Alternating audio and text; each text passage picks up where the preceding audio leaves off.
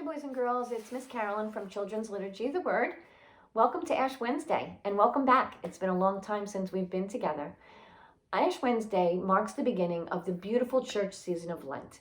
And Lent is really an opportunity for us to grow closer to Jesus and to kind of refocus our energies on our faith formation and becoming a better disciple of Christ. So in faith formation during this month of February, we learned that Jesus calls us all to mission, that we're all supposed to preach the gospel by not only the words that we say, but by the actions we take and the way that we live our lives. So Lent is a perfect opportunity to really focus our energies on doing just that, to becoming a better disciple and to answering that call to mission a little bit more enthusiastically. Now, these are some ashes that we cleaned out of our fireplace. And you can see, you can't really do much with ashes. They sort of just fall apart in your hand. They're messy, not very life-giving, sort of dead. And these are not the ashes that we use on Ash Wednesday. Those ashes come from the palms that were burned from last Palm Sunday. But ashes are a reminder of that without God, we're kind of like this, right? Not as full of life as we could be, not as useful as we could be, not as alive and well and growing as we could be. And so Ash Wednesday and those ashes remind us that we need God in our lives to be fruitful and giving and loving people. So the journey begins today. So for the next 40 days, we have to try to make a commitment to journey with Jesus for Lent. And we do that through prayer, through fasting, and through almsgiving. Now, prayer, we know what prayer is, right? Prayer is talking to God, whether in a formal prayer like Our Father or a more personal prayer like, Dear Jesus, please be with me today. The important thing about prayer is it's our way to connect with God, right? That's how we get to know people. That's how you develop relationships with people and friendships, by spending time together and communicating and talking. So that's what we need to do with God. So maybe this Lent, we make it a priority that we're going to pray every single day, maybe even a couple of times a day, when we wake up in the morning, when we have our meals, before we go to bed at night. So let's all help each other to make prayer a really important part of our Lenten journey this year. The second thing that we do during Lent is fasting. Now, fasting could mean give up cookies, give up cake, give up ice cream, and that's great. To do without something that you really enjoy as a sacrifice is wonderful. Maybe tack on every time you feel like you really want that ice cream, you say a little prayer. Or you say to Jesus, thank you. Thank you for teaching me how to be a good person, and thank you for dying on the cross for me. So maybe we add a little prayer to every time we want whatever we gave up and we don't have it. The other thing that we can fast from is behaviors or practices that don't really draw us closer to Jesus. So we can fast from, which means do without. So we could not argue with our brothers and sisters. We could not answer fresh when a parent asks us maybe to do a chore or to help out.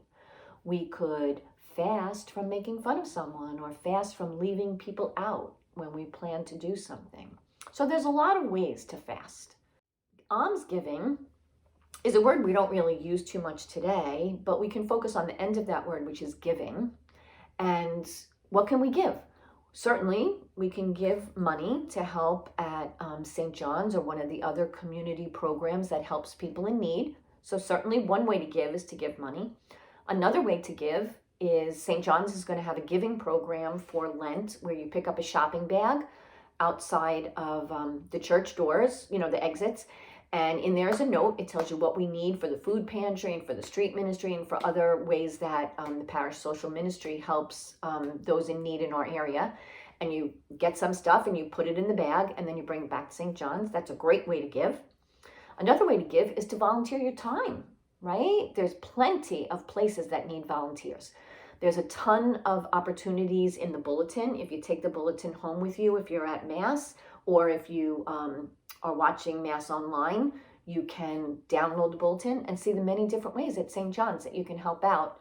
And again, other community programs also need volunteers. So that's a great way to do some giving during Lent. We learned in faith formation that whenever we do something for someone else, we do it for Jesus.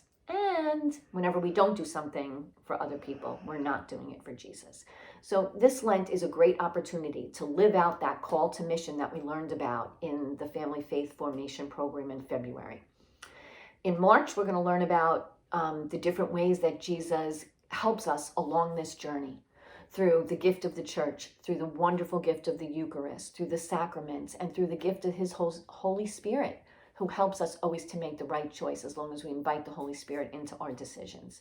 So great things ahead, wonderful opportunities to grow closer to Jesus and to grow in our faith. And just in case you're at a loss of what to do, the Children's Liturgy of the Word Ministry ordered these Lenten coloring posters for you guys, and these are a Lenten journey with Jesus, sort of like a roadmap. Starts with Ash Wednesday and has a little suggestion for every single one of the 40 days in Lent to help you grow closer to Jesus and to give you some creative ways. Really simple, really great things to do, and just a way to say, if you're at a loss of how to be a little holier this Lent, maybe a little help for you. And you can pick up these in the fellowship area of the church. You'll see the Children's Liturgy of the Word display, and you can just pick one up and take one for a friend or a neighbor or cousin or someone. And adults, take them for any children you know. And together, let's all journey through Lent, being more prayerful, giving just a little bit more, and fasting from those things that we don't need in our lives that interfere with us getting closer to Jesus. And we'll see you again, children, on Palm Sunday. So have a wonderful Lent.